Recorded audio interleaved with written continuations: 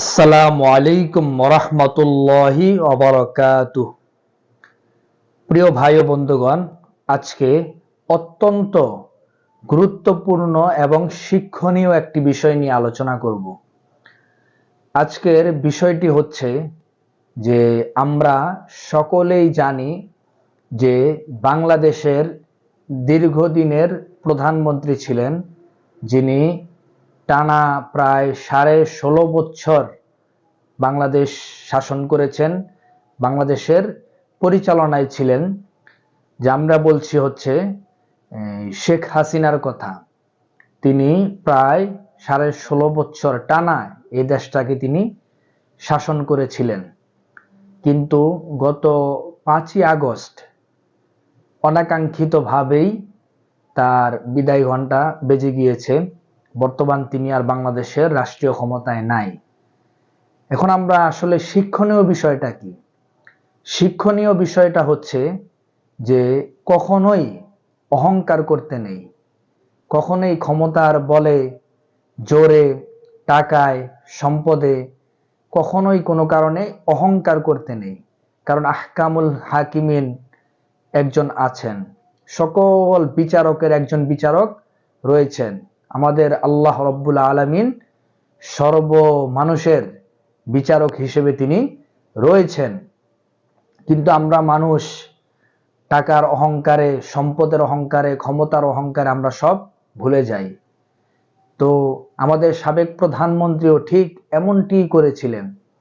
তিনি তার ক্ষমতাকে টিকিয়ে রাখার জন্য, তার ক্ষমতাকে তার নিয়ন্ত্রণে রাখার জন্য, ক্ষমতাকে তার আয়ত্তে রাখার জন্য তিনি গুম, খুন, হত্যা থেকে শুরু করে জুলুম, নির্যাতন, এমন কোনো অপরাধ নেই যা তিনি করেননি। কিন্তু পরিশেষে তাকে অনাকাঙ্ক্ষিতভাবেই ক্ষমতা থেকে বিদায় নিতে হয়েছে। তো আমরা জানি যে আজকে তার 78তম জন্মদিন।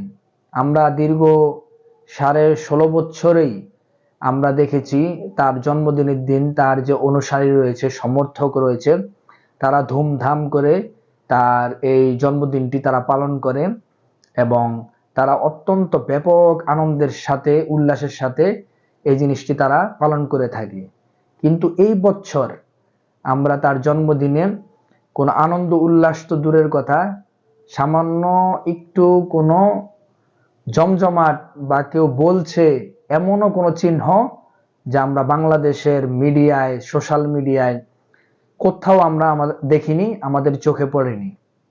কিন্তু আমাদের চোখে কি পড়েছে, আমরা কি দেখেছি, যে আজকে তার জন্মদিনকে কেন্দ্র করে দেশব্যাপী যে মানুষ, তার প্রতি ক্ষোভ, তার প্রতি অভিযোগ, তার প্রতি যে ঘৃণা মানুষের, তার বহিঃপ্রকাশ আমরা আজকে দেশব্যাপী মিডিয়ার মাধ্যমে দেখেছি।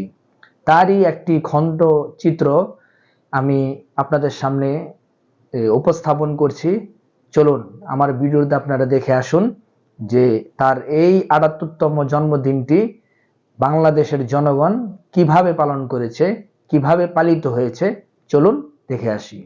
এদিকে স্বৈরাচার শেখ হাসিনার জন্মদিন উপলক্ষে রাজধানীতে কোনো আয়োজন না থাকলেও ব্যতিক্রম একটি আয়োজন করেছিল ঢাকা বিশ্ববিদ্যালয়ের শিক্ষার্থীরা। গণহত্যায় অভিযুক্ত সাবেক প্রধানমন্ত্রীর ছবিতে জুতা মারার প্রতিযোগিতার মধ্য দিয়ে তীব্র ঘৃণা আর ক্ষোভ প্রকাশের এ যেন অন্যরকম আনন্দ ছিল এই শিক্ষার্থীদের। পাইছি ওই যে খুনি হাসিনার জুতা মাইরা, এটা থেকে যেন সবাই শিক্ষা নেয় যায়, ইতিহাস থেকে যেন শিক্ষা নেয় যায়। এত বড় ক্ষমতাধর ছিল ফেসিস্ট, আজকে তার কি অবস্থা, ইতিহাস থেকে আমরা যেন শিক্ষা নিই। এই জায়গাতে শেখ হাসিনার একটা ঘৃণের প্রতীকতা দেয়, ওরা একটা মূর্তি বানাবে, ওইটা মানুষ সবসময় ওখানে ঘৃণের তুতু ফেলবে, জুতা মারবে বা যা কিছু করেছে। জনমানুষ থেকে খুনি হাসিনা ও তার যে লেসপেন্সাররা ছিল তাদের স্মৃতি মুছে ফেলার চেষ্টা করছে এবং বিভিন্ন জায়গাতে ফেসিবাদের দোষরদের পদায়ন করা হচ্ছে।